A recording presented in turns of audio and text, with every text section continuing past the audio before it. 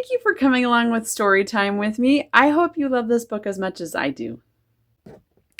Dream Street by Tricia, Elam Walker, and Akua Holmes.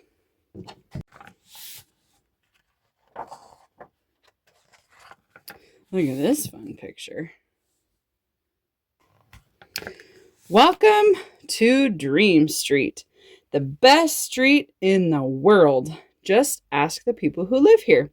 The houses and the dreams inside are different as thumbprints. The sidewalks are wide enough for huge chalk drawings and giant hopscotch boards. Children from all over the neighborhood come to play until the street lights go on. The art in this book is so fun. It reminds me of Ezra Jack Keats with the colors and the different collages, but it's beautiful. Yusuf waits for his brother Biko at the corner of Humboldt Avenue and Dream Street. He's thinking about how their mom always says, "Don't leave the house without your crown." She likes to tell them stories about their ancestors who were queens and kings with dreams they never gave up on. He's got his crown. Each morning, unless it's raining, Mr. Sidney reads the newspaper on his stoop, dressed to the nines. Miss Sarah likes to say, "What's the nines?" a child will ask, and Miss Sarah will answer, "Fancy, fancy." Mr. Sidney is a retired mail carrier living his dream of never having to wear a uniform again. He tips his big brown fedora and greets everyone with, "Don't wait to have a great day. Create one." Isn't that a good message? I love that he's just chilling on his porch, reading his newspaper, waving hello to everybody in the neighborhood. Belle catches butterflies in a jar when they fly near Miss Sarah's bird bath, but she always lets them go before too long. "Everything has a right to be free," she says, "and every butterfly is different, just like snowflakes and people and dreams." Belle wants to become a scientist who studies butterflies. She says there's a special name for it, lepidopterist. Aren't these so beautiful? I absolutely love butterflies. Watching butterflies is my favorite. I'll have to share a little video from our yard when I was watching it. You hear pretty birds chirping? I love butterflies almost as much as I love birds singing. Isn't this a pretty one? She's chilling on the fence. Connor's helping me water. And I saw it and I was like, "Oh, I gotta tape this."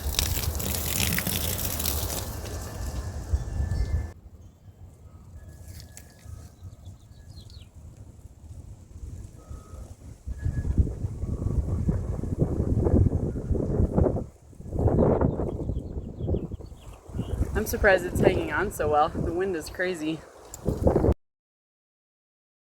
Butterfly.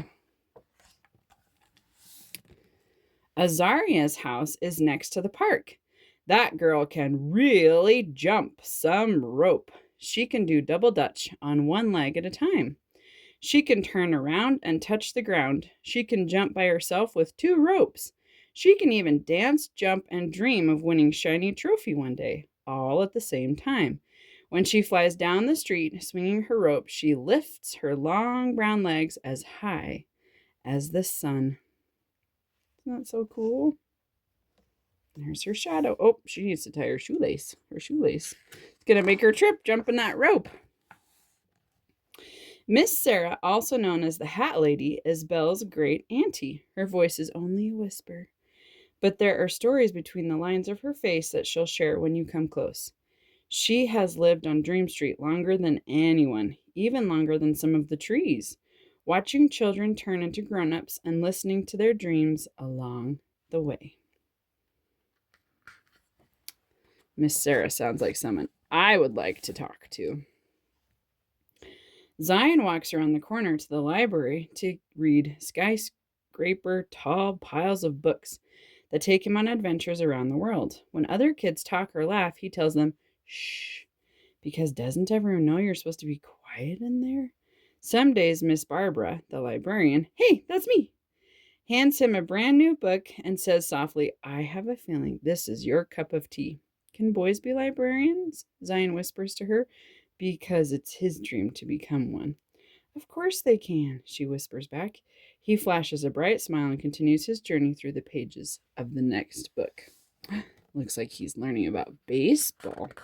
He needs to tie his shoelace too.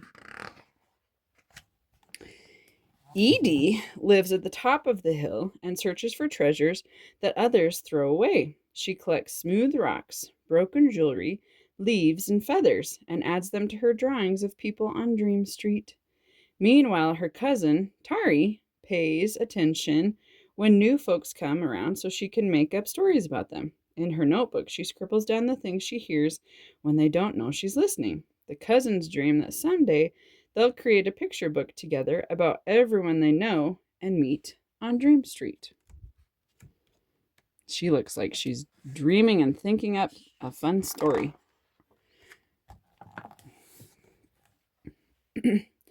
The Phillips family has 5 boys: Dudley, Donald, Donardo, Dexter, and Duke, all named after jazz musicians. Those boys are more than a handful, some say, but the brothers know not to act up or show out. On Sundays before church, their daddy, Mr. Phillips, lines them up on the front porch for inspection, from hats down to shined shoes. He dreams of forming his own jazz band with the Phillips boys. One day, looks like little Duke forgot his bow tie. Look how handsome they are. Those are some good-looking boys. They're definitely dressed to the nines. The garden behind Desiree's house overflows with plants you don't see every day. Purple lilies, red desert peas, and yellow passion flowers. Her magnolia trees smell like milk and honey. Oh, I love magnolia. And make your eyes feel heavy as if they want to close. Desiree's locks are so long she can wrap them around her shoulders like a shawl. I lost my spot. Sometimes she and her grandbaby, Little Song, fall asleep together. Little Song makes sweet sounds and dreams. Little girl dreams. Oh, her cute little pigtail. She looks like she's in a swimming suit. She must be playing outside with her too. When she was small, Miss Paula loved to twirl on her tiptoes up and down Dream Street. Now she teaches African dance at the rec center, her head wrapped round and round with the bright fabric until it's high as a pyramid. Her feet move lightning fast, slap, slap, slapping and tap, tap, tapping the floor, keeping pace with the drummer's hands. Watch out, you might get dizzy if you stare too long. Sometimes when the rhythm takes hold, her wrap unravels and falls to the ground. She never stops moving, even as she stoops down to pick it up. Look at all those colors. Oh my goodness. She has lots of colors. Little Benjamin, who lives in the purple house next to the park, is tucked snugly into bed, but he doesn't want to go to sleep and dream. He might miss something important. He hugs his teddy bear, Tyler, who isn't ready for sleep either. Instead, they count the stars that sparkle through the bedroom window and listen to laughter outside from the big kids who don't have to go to bed yet.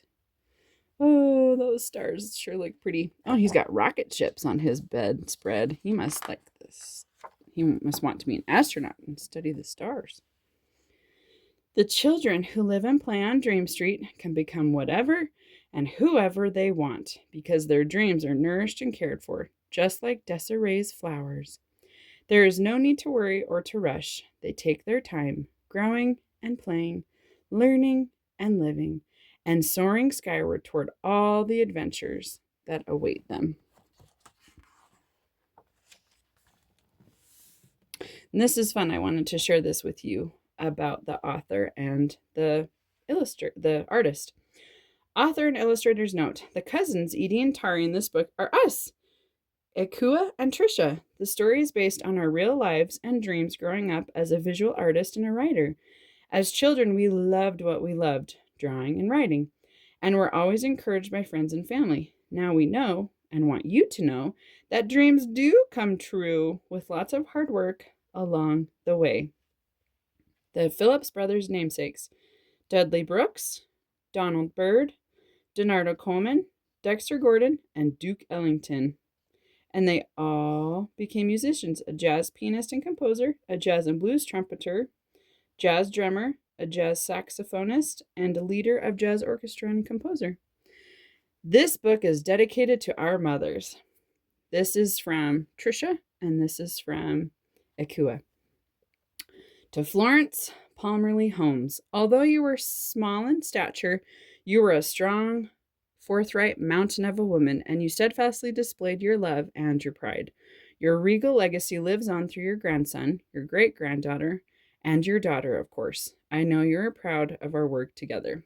To Barbara Clark, Elam, along with all your life lessons, you taught me to love and respect words, and thus I do. You taught me to appreciate even the smallest of moments, and I do that as well. I'm a writer because you showed me the power books hold. Your love for family had no bounds, and for that, I am finally grateful. I know you are beaming over this work your niece and I created. To Barbara Clark Elam, a very special woman who led countless lives into the worlds of literature, our very own librarian, storyteller, aunt, mother, counselor, encourager, and friend. I hope that this is a book you might have recommended we read together as children, a book that will make you feel proud of us. To Florence Palmerly Holmes, a very special woman who allowed me to dream of being an artist, a woman who taught me to keep my head up to the sky, my feet on the ground. Mom, your quiet determination to give me a better life opened many doors for me. I hope this book will make you smile and know that you are the best mother I could have had. Isn't that so sweet? I love reading dedications and hearing more about the artist and the author of books. I love this book because it shows that you can dream and do all kinds of things. And when you're encouraged and when you have family members and people who help you to grow in those dreams, they really can come true. Happy reading.